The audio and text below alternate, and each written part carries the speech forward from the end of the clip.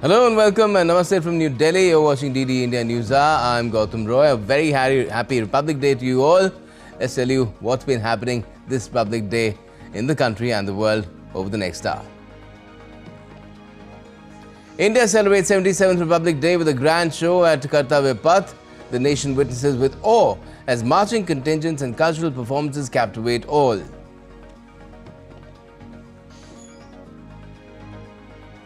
Vande Mataram, the eternal resonance of Bharat, marks 150 years of India's national song through a grand national tribute on Kartavya Path.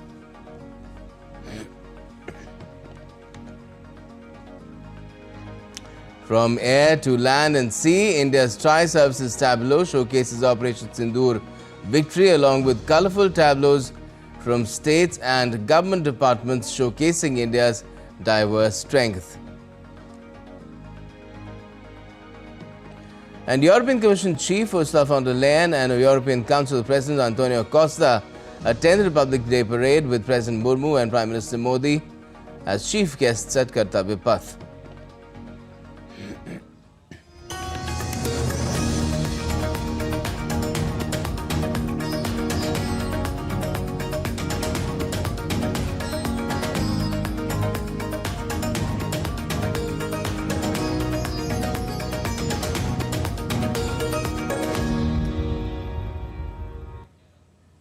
Well, first up, India is celebrating its 57th Republic Day with President Draupadi Murmu presiding over the grand festivities at New Delhi's Kartavya Path. According to tradition, the national flag was unfurled by President Murmu, followed by the national anthem with a thunderous 21-gun salute using 105 light field guns as indigenously developed artillery system. The celebrations took place along the Kartavya Path stretch from Rashtrapati Bhavan to the National War Memorial, carrying the themes Swatantrata Ka Mantra, Vande Mataram and Samriddhi Ka Mantra, Atmanirbhar Bharat. Now, this year's parade also commemorates 150 years of Vande Mataram, which is the national song. Adding diplomatic significance to the celebrations, President of the European Commission, Ursula von der Leyen, and President of the European Council, Antonio Luis Santos da Costa, attended the Republic Day celebrations as chief guests. The two leaders are on a state visit to India from the 25th to the 27th of this month at the invitation of Prime Minister Narendra Modi.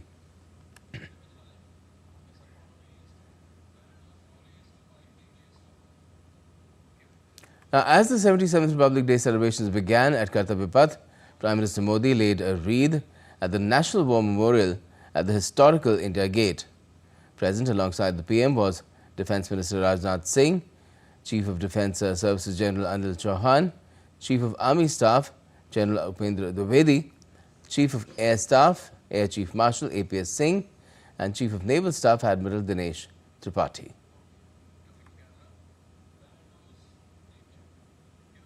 And in a rare recognition of courage beyond the Earth's atmosphere, Group Captain Shubhanshu Shukla was conferred with the Ashok Chakra, the country's highest peacetime gallantry award, on Republic Day by President Murmu.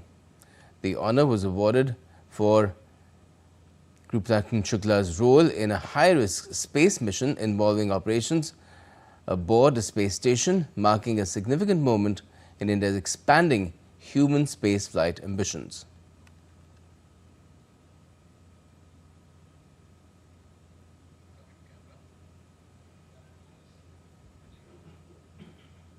And India's national anthem, Jana Gana Mana, and a national song, Vande Mataram, are more than musical compositions. They are symbols of the nation's freedom struggle, unity and identity. As India marks 150 years of Vande Mataram, its legacy continues to inspire generations with patriotism and cultural pride. Here's a look at this report. The national anthem Jan Gan Man and the national song Vande Mataram are not merely songs, but the very soul of India's freedom movement, which fills the hearts of millions of Indians with the spirit of patriotism. Their verses echoed in every movement, rally and revolutionary struggle during British rule.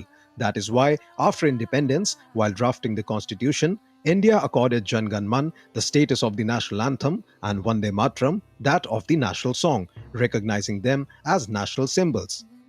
It was on January 24, 1950, India formally accorded the national status to Jan Gan Man and Vande Mataram.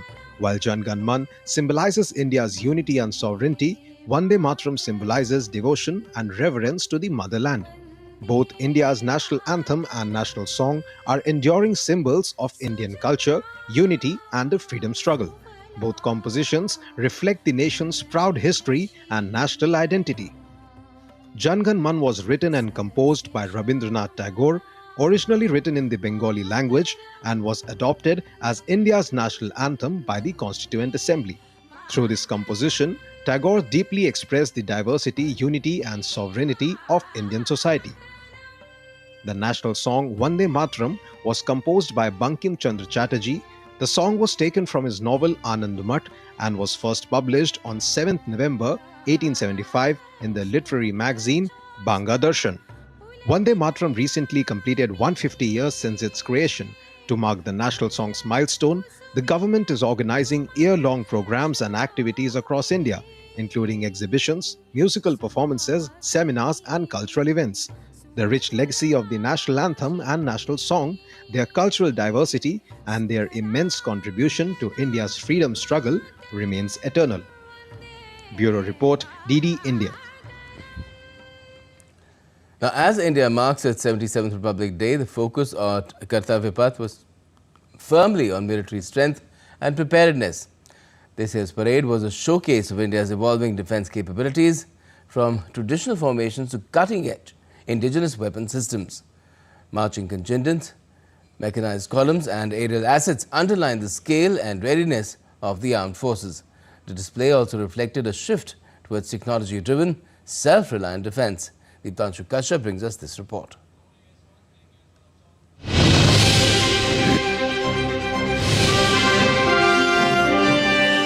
New Delhi's Kartavya Path became the stage for India's military pageantry and operational strength as the 77th Republic Day parade unfolded.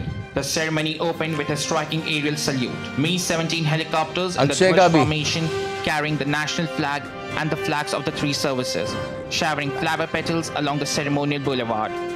Led by Parade Commander Lieutenant General Bhavnesh Kumar, the march past reflected precision, discipline and command, setting the tone for a parade that highlighted India's defense preparedness alongside its traditions.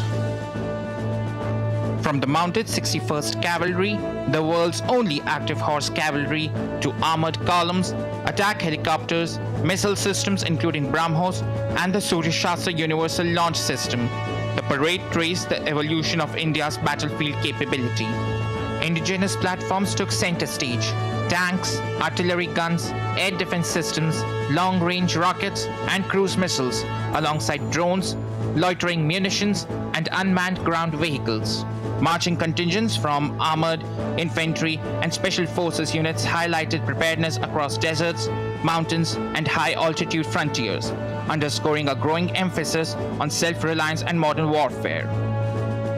Beyond firepower, the parade honored courage, coordination and jointness, with Gallantry Award winners, integrated participation by the Army, Navy and Air Force, and the inclusion of animals and unmanned systems that support soldiers in extreme and hostile environments.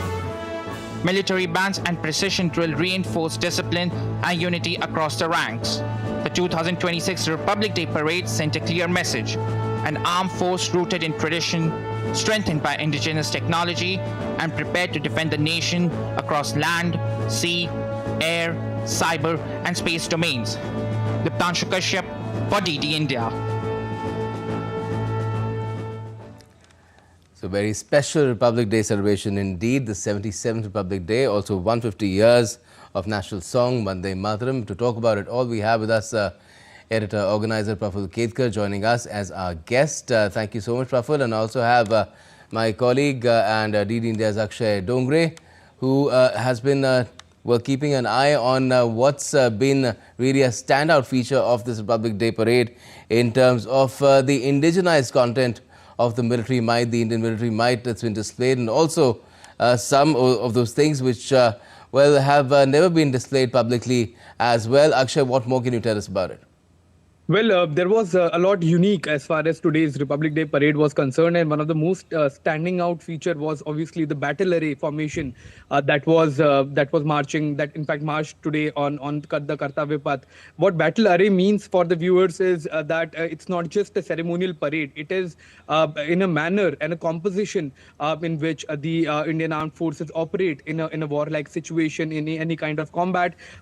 So as we saw the Indian Armed Forces marching, we also saw simultaneously the Indian Air Force also do a massive fly past of fighter aircraft that included Rafale, Jaguar, Sukhoi 30 MKI, and it was in a way a standing out feature as far as today's Republic Day parade was concerned, because it was sort of a show of the combat readiness of our armed forces. Also, what we saw was the scouts marching in their not only in their uniform but also in battle ready gear that they in a manner that they operate. We also saw the Bhairav battalion. This is the battalion that is a bridge between the special forces and regular infantry. So to bridge the gap, there is a new sort of a force that has been raised called the Bhairav battalion. That was also the first time that it marched on the Kartavya Path. Akash Tir and other kind of weapon defense systems that were deployed during Operation Sindoor were also sort of highlight of today's Republic Day parade. Besides the cultural show and the traditional show that was given to the viewers as well as the chief guests who were present at today's Republic Day celebrations. Gaurav, back And to the you. and the and the presence of our chief guests too on a state visit, Akshay, to India is not lost on anyone either. Well, absolutely. If you look at it that way, it is in a way sort of a display of cultural heritage, traditions of India, and along with that, military might of the country. That is, in fact, one of the largest military in the world now, one of the most capable as well, and more and more moving towards indigenized content. India remains a force that is not only a force for a warlike situation, but also a sort of a maintainer of peace in the region. As our chief guest, the president of the European Union, has said that a strong India is not only beneficial for the region but for the world peace as well. So it was all a magnificent show that was given to our chief guests, and it was sort of thrilling to watch the present as well as the future readiness of in armed forces, as well as the tradition blended with the military might. Yes, even the display of raptors was also very, very arresting. Thanks a lot for joining us, Akshay Dongre, for the insight into what was on display as far as India's military might, strategic might is concerned. Praful, if I could also ask you about the same, in terms of the kind of holistic picture that India puts across on Kartavya Path each year. It's the 77th Republic Day. It's evolved through a very long period now, more than almost 8 decades. But now all the more sharper and indigenized, which tells a story of India very different from, 2 decades ago. Absolutely. Gautam, wish you and all the viewers a very happy Republic Day. Thank you, you too. See, when we say victory through jointness and Vande Mataram, these were the two core themes of this 77th Republic Day celebration. Those words themselves, redefine. When we started our journey as a republic, many people were, suspicious about how it would be, whether we would be able to, handle our challenges, the kind of diversities that we see at the surface level. We would be, in terms of languages, in terms of, our food habits, our topography. And in that, we had a background of partition. So after colonialism, when we got independence and we, reclaimed ourselves as a republic, there were many challenges, from food security to national security. Now what we see after almost 8 decades, that barring India, no colonially independent country could survive as a republic, as a democratic country, with a peaceful transition of power every 5 years, barring a brief period of emergency. What we have seen today is a remarkable journey as a democracy. But at the same time, the way we have attained our self-sufficiency, the way we are now, whether it comes to the food security, whether it comes to, basic things like the housing, and then from there to AI, to defense preparedness, the way we have displayed our strength, our might, our so this Republic Day was a very special in the sense we are when the and you, symbolically also European Union representing there as a in terms of president or European Union Commission Commission's president also present there. Symbolically also it is very important the way we are diversifying our strategic preferences globally, despite all talks about the uncertainties and tariff wars. The way India is still a rising and a resolute republic, and the way we are finding our own space in this global dynamics as an emerging leader. That was a display, Hello, I this think, is Subina on Ron this. speaking for DD India. Yes, certainly comprehensive the capabilities of 77th India Republic Day. on display, not just military might as we were seeing in those pictures, because the tableaus, what they covered from different government departments and even states, Praful, they tell their own story of how India's progress, hasn't it? It is not just about how India is becoming more and more self-reliant, but perhaps even the world can, in the coming days, rely on India for a lot of things. Absolutely. They represent and they present their uniqueness, but at the same time, the overarching theme of Vande Mataram was, visible in every, display, whether, from Ladakh to the most extreme southern parts of India. That clearly shows that the inherent unity of India, that the cultural unity of India, the oneness about, and the common conception of India as a motherland, that was prevalent, and still we celebrate our diversity. And celebrating diversity does not mean that, we have differences. We will have a different kind of dialogue, and which is inherent part of democracy. But we will celebrate our and it's not just the tri-services which will ensure victory through jointness, but culturally also we have shown since ages that we have ability to reclaim victory through jointness. So it was a sense of unity. The cultural unity also was displayed through Vande Mataram tableau, the Vande Mataram tunes, Vande Mataram dance, and the way it was beautifully choreographed and integrated in one theme related to national security and national preparedness. It was a wonderful display, even for the viewers seeing from distance through television channels like you. Right.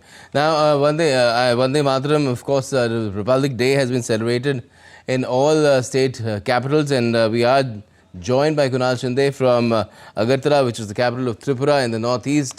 Just tell us, Kunal, how was the celebration there in, in Delhi, of course, all the military might on display, but what happened in Agartala today? How did the people celebrate Republic Day there?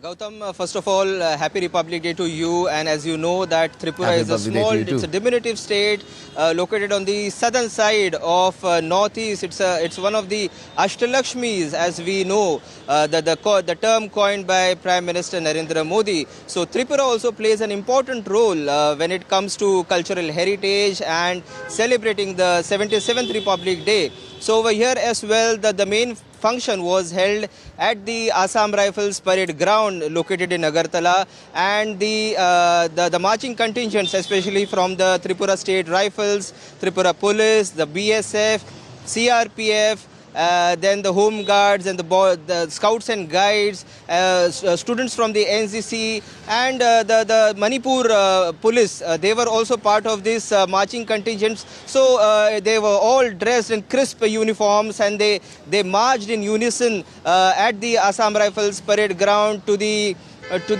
celebration and to the applause from the one and all who were present there. The Honorable Governor of Tripura, Indrasena Reddy Nallu, the Chief Minister Dr. Manik Saha, and all the other cabinet ministers and the administration and senior officials from state government as well as from the police department and the common men, they were present at the Assam Rifles parade ground. It was a magnificent event over here. The cultural extravaganza was on full display. Apart from that, the acrobatic stunts from the Tripura women's police, they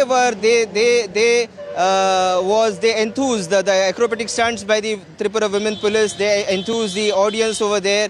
And apart from that, if we talk about the growth story of Tripura, as I told you earlier, it's a small state with a population of 40 lakhs or so, but and it is mainly dependent on agriculture. So 70% of the state is the people over here, they are dependent on agricultural activities, and the schemes which are been launched by the central government, the centrally sponsored schemes are yielding positive dividends over here in Tripura with due cooperation, because it's a double engine government over here in Tripura, because here also the BJP government is in power and it is getting due support from the central government. So the Pradhan Mantri Kisan Samman Nidhi Yojana has been doing wonders over here in Tripura on the ground. 103 crore have been credited into the bank accounts of 2.44 lakh farmers in last 1 year or so, and also in the 20th and 21st installment, more than 8,747 lakh rupees were credited into the bank accounts of more than 110 lakh farmers or Right, so. Kunal. And apart from this, in fish cultivation also, the state is making immense Sounds strides, wonderful, Kunal. and Thank it's you. trying to become Thank you for joining us, self-sufficient. Kunal, with The that state- update from Agartala in Tripura. Praful, just one example that we've got from Tripura and the northeast as to how the nation is progressing. The northeastern states considered to be far away from Delhi, from the benefits of being associated with the benevolence of the centre for many decades now. We are hearing from our correspondent there that things are making rapid progress. Yes, Gautam. Unfortunately, the eastern part of India, which due to the Kolkata being the capital of the British Raj, suddenly became northeast. Arunachal means east, and it was a rising sun symbol. With the partition, with the chicken neck syndrome, suddenly, we started seeing our Indian territories differently, and then we created this tyranny of distance. Now, what we see is, the connectivity part, the culture part, and the contribution part, it has changed dramatically. And every ministry is, now having their own meetings there. And when we say, our might is at display, what we saw today, one of the most interesting features of today's Republic Day was Hima Yodhas, not just in terms of, what your correspondent told from Agartala, but also from the Ladakh region, where we have seen Indian Defence Forces, comprising of different kind of defence yodhas. The animal contingent, featuring alongside soldiers, whether this Bactrian camels, whether the Scarpronis or black kites, or the Indian breed of dogs. The way they were equipped and the way they were presented, we are indirectly showing that, even in the higher mountains, with our, animal contingents, we are ready to fight any kind of adversity. And that also shows that the people are there. The bordering areas of India are the first line of defense. The people there, the culture there, they're connect with with India and Indianness. That is our real strength. Armed forces come later, and of course their life is very much integrated in this, the life of animals. they're part and parcel of their lives. And that's why, integrating them in this celebration is very, very critical. So I found it very, very interesting, this contingent of Himayodhas in today's Republic Day parade. Yes, there were a lot of things which really stood out. But let's once again focus on the celebrations in the states. And this time we go across to Assam and Dibrugarh. We're joined by Subina Roy, DD India Subina Roy from there. Subina, what can you tell us about the Republic Day celebrations in Dibrugarh? Yeah, right. A very happy Republic Day to all the viewers of DD India and you, Gautam Roy. Thank you, thank you. Today was a fantastic day for Assam, as A for Assam and A for Ashtalakshmi. Assam is no more, and the entire Northeast is no more far away from India. And these were the different initiatives, that have been taken in the past few years that were highlighted in today's Republic Day. And marking the paradigm shift, Gautam, the Chief Minister for the last 2 years, he has been hoisting the national flag from the second capital of Assam, which is being set up in Dibrugarh. The CM Secretariat has come up in Dibrugarh, which will make the people easy who stay in Upper Assam to approach the CM's office instead of going to Guwahati. Now, Assam is on the cusp of economic development, as it is one of the fastest growing economies in India, and recently Assam represented itself, and one of the first northeastern states, which have represented itself in Davos this time. And all together, be it the Kaziranga elevated corridor, which was recently the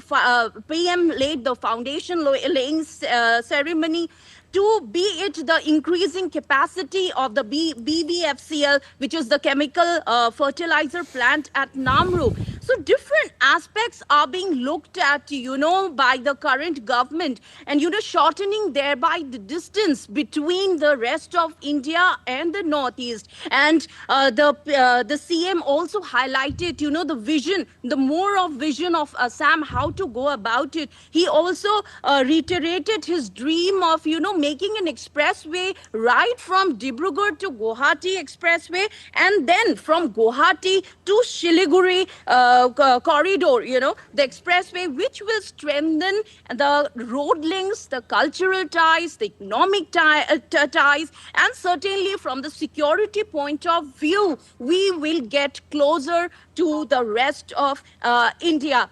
Apart from that, Gautam, the Vande Mataram, this time's the theme of the Republic Day is Atmanirbhar Bharat and 150 years of Vande Mataram.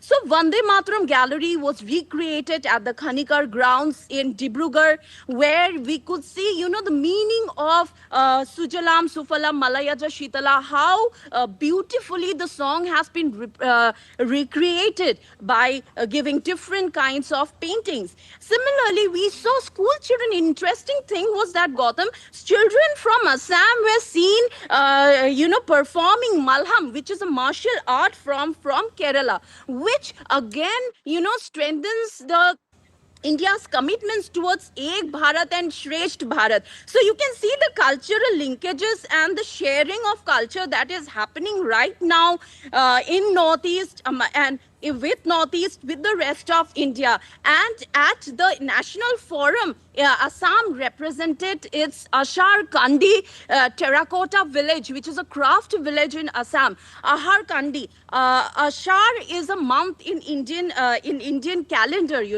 during which Assam experiences heavy flooding, and due to which, this particular community of Assam, the Paul community of Assam, the Kumar community, they chose this place, Ashar Kandi, to develop a craft village where they make beautiful terracotta products, and that beautiful Hatimara idol, which is quite famous across India. Not just this, Gautam, also 4 persons got Padma awards from different, be it public affairs, from art sector. So Assam is at its not just economic splendor, but also the cultural splendor, as you had experienced the Bagrumba dance recently. Yes, the nation wishes for more progress where Assam is concerned, as we do for every state. Thanks a lot for joining us from Tripura with that information, Subina. Thanks. Now, Praful Kedar, clearly we're seeing, every part of the nation is contributing to its growth in the best way that they can. And the Northeast is really, the pace that it is now gathered is something that is unprecedented. And it's not just about, Tripura and Assam, but other states as well. I mean, if you look at Manipur, again, its organic might is being showcased to the world. Yes, and you see, whether Sikkim, whether Tripura, we have already seen. Assam itself has, different type of topography. The upper Assam and the southern Assam, the Silchar region has a, different kind of ways.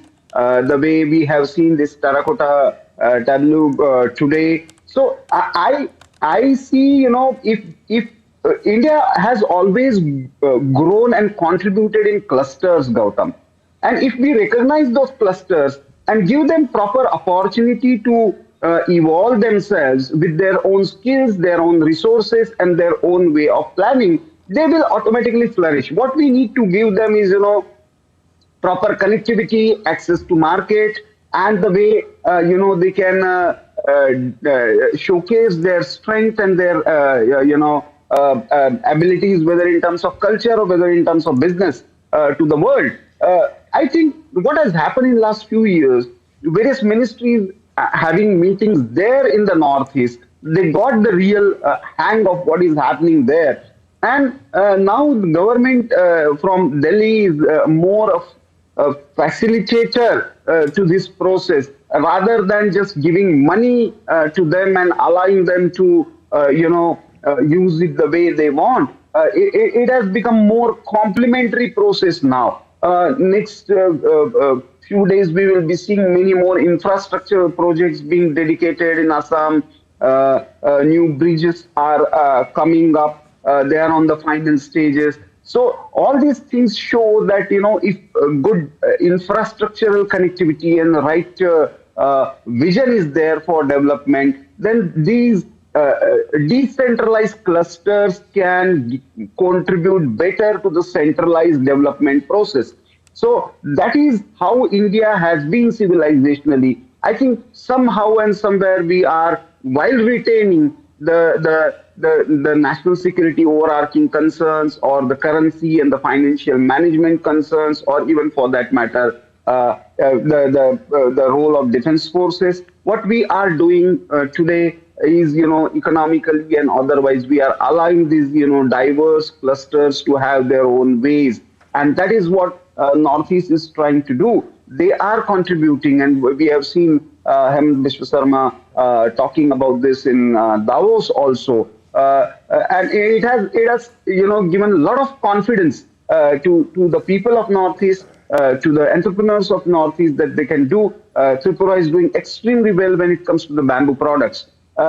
Simply because they got that kind of, impetus that the bamboo also can be very important, not just culturally, but also, in global business opportunities.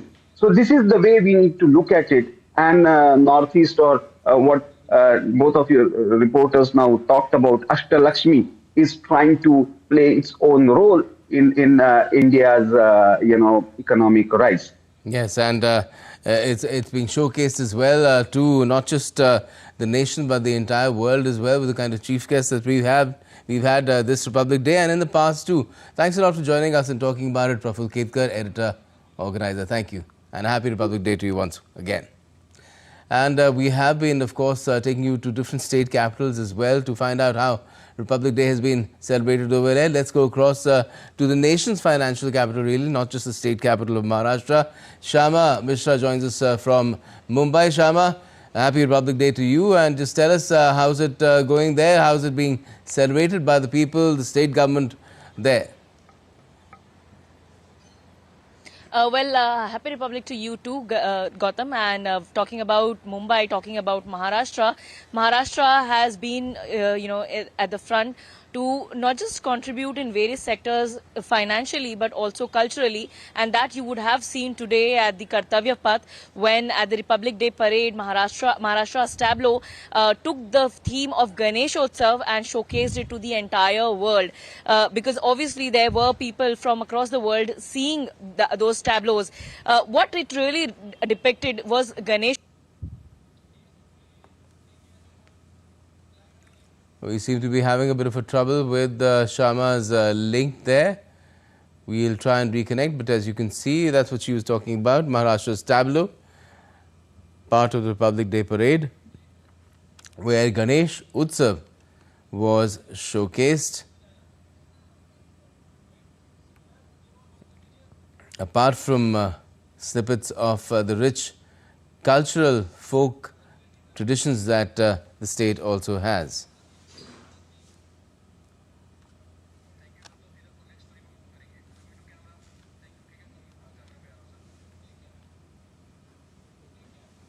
Well, let's now get you some international updates as well. US President Donald Trump has defended his administration's immigration crackdown on Sunday after a second fatal shooting by federal agents in Minneapolis. In a Truth Social post on Sunday, Trump said the operation was central to his 2024 presidential win and the Republicans' control of the US Congress. To quote him, he said, "Tragically, 2 American citizens have lost their lives as a result of this Democrat-ensued chaos." That's what Trump said on Truth Social, so indirectly blaming the Democrats for those deaths.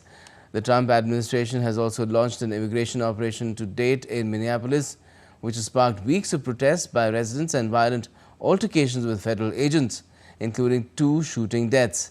Renee Good on the 7th of this month and ICU nurse Alex Petty just this weekend. And nurses and other concerned citizens held a vigil on Sunday at a makeshift shrine of flowers and candles in frigid temperatures to mark Saturday's fatal shooting of Alex Petty, a 37-year-old ICU nurse. Trump administration officials said that Petty assaulted officers, compelling them to fire in self-defense. And earlier in a press briefing, U.S. Border Patrol Commander at Large said that the Title 8 immigration mission in Minneapolis continues unabated. Bovino and Homeland Security Secretary Christine Noem accused Petty of assaulting agents, rioting and obstructing them. Immigration mission continues unabated here in Minneapolis, despite yesterday's tragedy that was preventable by folks making better choices, politicians, journalists, and would-be anarchists and rioters. But Minnesota Governor Tim Walz and Minnesota Attorney General Keith Ellison have continued to urge the Trump administration to pull U.S. immigration agents out of their state after another fatal shooting of a U.S. citizen. Meanwhile, Walz activated the Minnesota National Guard after the fatal shooting of Petty in Minneapolis on Saturday, sparking fierce protests and condemnations from local leaders in the second such incident this month.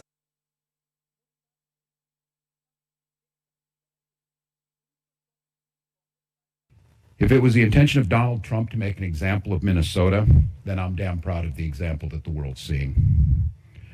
We believe in law and order in this state. We believe in peace. And we believe that Donald Trump needs to pull these 3,000 untrained agents out of Minnesota before they kill another person. And we're up here telling another story of a Minnesotan just trying to live their life without the interference.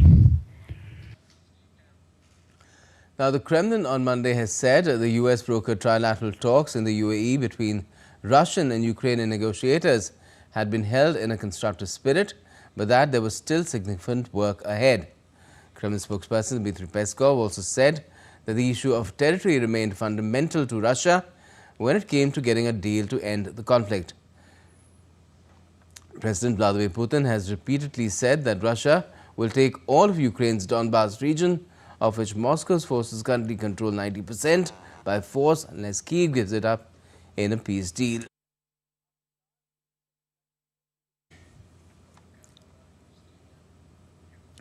A group of armed attackers killed 11 people and injured 12 at a soccer sports field after a match in the Mexican city of Salamanca. Mayor Cesar Prieto said that the motive of the attack is still not clear. Security personnel were seen patrolling and working at the scene of the attack after the deadly shooting. A woman and a child were among those injured in the attack in the Loma de Flores community during a social gathering. An investigation is underway.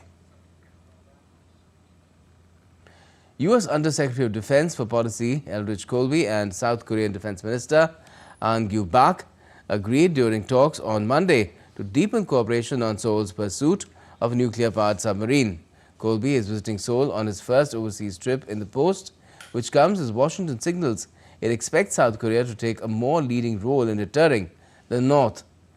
South Korea's defense ministry said that both the sides viewed cooperation on a nuclear-powered submarine as a step which would strengthen South Korea's ability to lead the defense of the peninsula and elevate the security alliance. Death toll from a ferry boat accident in the southern Philippines has now reached at least 18. 24 are still missing, with 310 people rescued so far. The accident took place at 1:50 in the morning local time on Monday, while a passenger vessel was en route to Jolo in Sulu province after departing from Zamboanga. The Philippine Coast Guard said the vessel, operating within its authorized passenger capacity of 352, had 332 passengers on board and 27 crew. Search and rescue teams scoured the area in relative calm waters, which helped speed up operations. Military aircraft and vessels have also been deployed to assist rescue efforts. An investigation has also been launched to determine the cause of the accident. Myanmar's pro-military Union Solidarity and Development Party, that's the USDP, has declared victory in junta-run elections following a month-long vote widely criticized by democracy watchdogs as a rebranding of army rule. The military snatched power in a 2021 coup, ending Myanmar's experiment with civilian rule and triggering a civil war, but pledged a three-phase vote which finished on Sunday. Voting was not held in huge patches of the country controlled by rebel factions fighting in the civil war. Official results are expected later this week, though analysts describe the USDP as a proxy for the military. Meanwhile, residents expressed hopes for stability and improved business conditions. Nepali Congress has become the largest party in the upper house of Nepal. The Election Commission of Nepal declared final results on the 25th of January elections, in which the Nepali Congress secured 9 seats, CPN-UML won 8, and the Loktantrik Samajwadi Party, Nepal, won. The results of the election held on Sunday for one-third of the members of the National Assembly have changed the party's dynamics in the House. The two-party alliance of NC and UML swept up 17 of the 18 seats. The election held on Sunday has elected 18 members for a 6-year term. In the National Assembly, one-third of the members is terms and every 2 years. According to the EC, 95.67% of the eligible voters participated in the National Assembly polls. A monster storm has swept across the United States, killing at least 10 people and leaving more than 840,000 without power. The system brought heavy snow, sleet and freezing rain from the south to the northeast, grounding nearly 19,000 flights since Saturday and prompting emergency declarations in at least 20 states and Washington, D.C. U.S. President Trump has called the storm historic and approved federal emergency disaster declarations in 12 states, including South Carolina, Virginia, Tennessee, Georgia and Louisiana. Forecasters warned of bitterly cold temperatures and dangerously cold wind chills stretching from the southern plains to the northeast, posing prolonged hazards for travel as well as daily activities. Communities are mobilizing to protect vulnerable residents, with volunteers providing rides to warming shelters and distributing food and water. Officials caution that prolonged exposure to the extreme cold can quickly lead to hypothermia or frostbite. Meanwhile, families in Charlotte, North Carolina enjoyed a rare snowy Sunday as the storm moved through the region. Light snow, sleet and freezing rain coated roads and sidewalks, turning neighborhoods into makeshift sledding spots for children despite hazardous travel conditions. The winter mix brought both outdoor fun and caution to an area unaccustomed to measurable snowfall. And still to come on DD India Newshour. Gold surges to a fresh record high near $5,045 per ounce in the early Asian session amid geopolitical risks and concerns over the US Fed. And Jessica Pegula knocks out defending champion Madison Keys at the Australian Open to reach the quarters.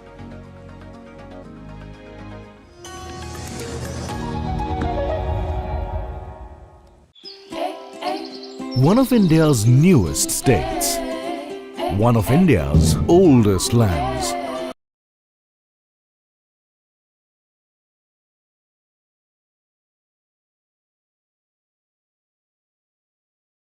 Jharkhand is a hidden Take a front seat to witness the grandeur.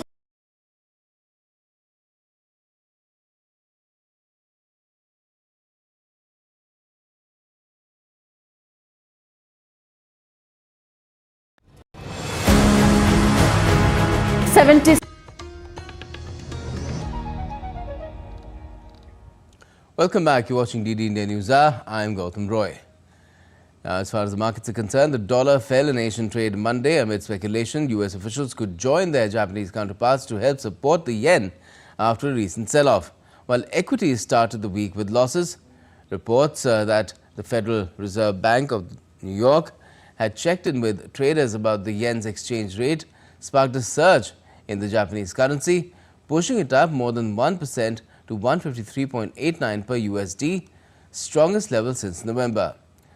The yen has been sliding amid worries about Japan's fiscal position, the central bank's decision not to hike interest rates further. Gold prices also surged almost 2% and crossed the $5,000 mark per ounce for the first time ever.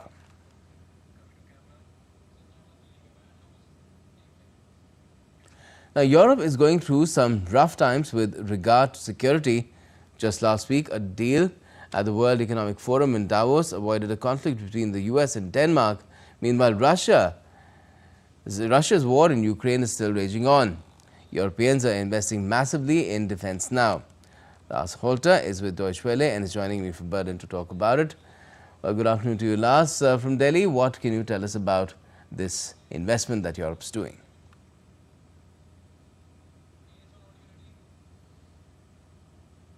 Indeed, especially from a German perspective, our military spending is skyrocketing thanks to the German government's 500 billion euro investment package that they put in place last year.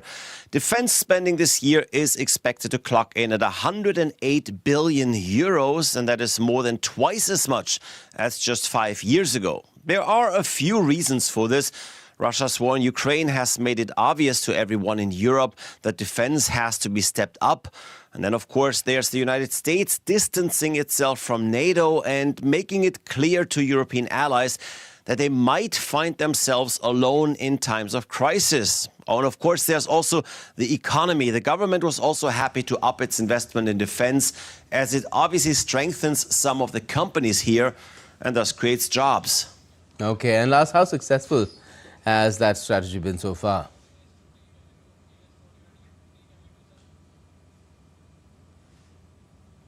It's been pretty successful for some. German defense market leader Rheinmetall expects growth of 25% this year. And by 2030, the company aims to quadruple its revenue to 50 billion euros. Just as important, Germany now ranks second worldwide in the financing volume of startups, such as the AI defense contractor Helsing. But the race to catch up with, say, the Americans has also made it very clear how far behind we really are. Germany, but also other European nations. And not just far behind, but also dependent For example, with regards to the F-35 stealth fighter jet or to long-range Tomahawk cruise missiles or the Patriot missile defense system. A new study says that, quote, in many areas, the U.S. holds technological leadership, which can also be seen in its lead in patent applications and startup activity. So yes, as much as Germany has improved in defense startups, it's far behind the US. It's all not entirely surprising, of course, as the US has always been spending more on its military than any other nation. In fact, military spending in the US right now stands at around $1 trillion annually, and that's more than Germany, France and UK combined. Yes, and Donald Trump wants to take it up to $1.5 trillion, but we'll have to see how that goes and what it does to this arms race, which has been triggered once again around the world. Thanks a lot for joining us for the moment from Berlin, Lars Holter. Well, now time to get to some sporting updates as well. Well, opener Abhishek Sharma smashed 68 while captain Suryakumar Yadav slammed 57 as India crushed New Zealand by 8 wickets in the third T20 international in Guwahati to take an unassailable 3-0 lead in the 5-match series. India chased down a paltry target of 154, relatively speaking, in just 10 overs, making it the fastest run chase of 150 or more by a full member nation in T20I history. Abhishek joined the record books, slamming the second fastest T20I half-century by an Indian. Sanju Samson departed for a duck, but Abhishek and Ishan Kishan ensured India played in 6th gear right from the start. Skipper Suryakumar Yadav also continued his fine form, scoring his second consecutive half-century. With the ball, star pacer Jasprit Bumrah completed a 3-wicket haul, while Hardik Pandya and spinner Ravi Bishnoi took 2 wickets each. The victory helped India clinch a dominant series win with 2 matches to spare.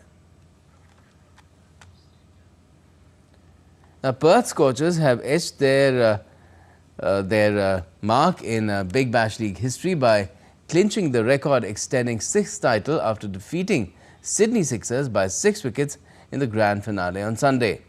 This triumph has helped the Perth Scorchers widen the gap on the Sydney Sixers, who are the second most successful side in the tournament's history with 3 titles. After being asked to bat first, the Sydney Sixers were bundled out for just 132 runs in 20 overs. For Perth Scorchers, Jay Richardson and David Payne picked up 3 wickets each. In response, crucial knocks from top scorer Mitchell Marsh, Finn Allen and wicketkeeper batter Josh Inglis helped the Scorchers to chase down the target in 17.3 overs. And at the Khelo India Winter Games, Ladakh ran out of luck as ITBP Vipin reclaimed the Khelo India Winter Games ice hockey gold at the NDS Stadium in Leh. In a thrilling match, ITBP scored in the opening seconds of the extra time after regulation time ended 1-1. In a low-scoring thriller, Ladakh looked on course to defend their ice hockey gold. In what was a repeat of last year's final, ITBP came from behind to force the match into extra time. Within 9 seconds, Tanzin Dolkar scored the golden goal from a goalmouth melee to leave Ladakh stunned. But there was a small consolation for the hosts on the penultimate day of the 6th Khelo India Winter Games. Ladakh's men redeemed themselves by winning the men's ice hockey bronze after Chandigarh stunned the home team 3-2 in the men's ice hockey semi-finals. But on Sunday, Ladakh men looked more purposeful, carving out a fighting 3-2 win for a podium finish. And in tennis, Jessica Pegula knocked out defending champion Madison Keys at the Australian Open to reach the quarterfinals on Monday. In a shocker, the American 6th seed secured a dominant 6-3, 6-4 victory over last year's winner to remain on course for a first major title. The All-American clash saw Pegula deliver a masterclass in tactical tennis to reach her 4th quarterfinal. The loss marked the end of a 10-match Melbourne Park winning streak for the defending champion. Meanwhile, 4th seed Amanda Anisimova maintained her Grand Slam momentum by beating China's Wang Xinyu. The hard-hitting 24-year-old has been in imperious form at Melbourne Park this year and has not dropped a single set. Anisimova will face fellow American Pegula in her first ever quarterfinal appearance. And in the men's contests, fifth seed Lorenzo Musetti produced an inspiring display to ease past American Taylor Fritz. Musetti has reached the Australian Open quarterfinals for the first time as well, where he will face 10 times champion Novak Djokovic. 9th seed Fritz dug deep, but Musetti served out the victory in style, setting up a mouth-watering clash against 24 times major champion. And the greetings have been pouring in for the Republic Day celebrations in India. Russian embassy in the New Delhi also extended its greetings, sharing a video featuring embassy staff speaking in various Indian languages. Listen in. प्रिय भारतीय मित्रों, आपको गणतंत्र दिवस की हार्दिक शुभकामनाएं. भारत म्हणजे विविधतेतील एकता आहे. Ехасай деше. Чентаре поратана гняна. Обабишетара свап. Хати чак. Нара шара бишоке праман каречен. Дже бойчитро дурболотаной. Это хой шорбачо шоктя. Oro manushande vishwasatile mahatvatil ninane ningan ore republic जान each other. Parti loktantar sirf kanun nahin saron attadidungi darshan shasta. आपने इंसानियत को नफरत से नहीं अंदरूनी ताकत से जीना सिखाया. भारत आपल्या परंपरा आणि प्रगतीचा समतोल साधत आत्मविश्वासाने पुढे वाटचाल करत आहे.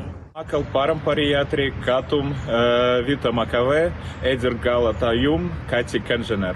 भारत आध्यात्मिकता कोइसे प्रकृतिर एक बात दिखवाए दिया कंपास. उदार चरितनम तो वासुदेव कुटुंबकम. तार ओइको ओशामोंजशो चिरदिन बजाय रखोग. तमारो मार्ग हमेशा शांति आने सर्जानो मार्ग रहे. प्रति पौरुडु तन देशंपై गर्वं కలిగి ఉండాలి. भारत भविष्य प्रकाशमान वाग्यु शक्तियुत वाग्यु इरली. भारत रूस की मित्रता पर हमें गर्व है. Happy Republic Day, India! Well, happy Republic Day once again to all of you, and that's all we have for this edition of DD India News Hour. But let us know your thoughts on the news of the day. And for those on the go, you can get all the latest news and updates from India and across the world on DD India's mobile app. It's available on both Android and iOS. Just scan the QR code that's there on the screen. Download the app right away. And we'll be back with more news as it breaks here on DD India. I'm Gautam Roy, and from all of us here in Delhi, thanks for watching DD India News Hour.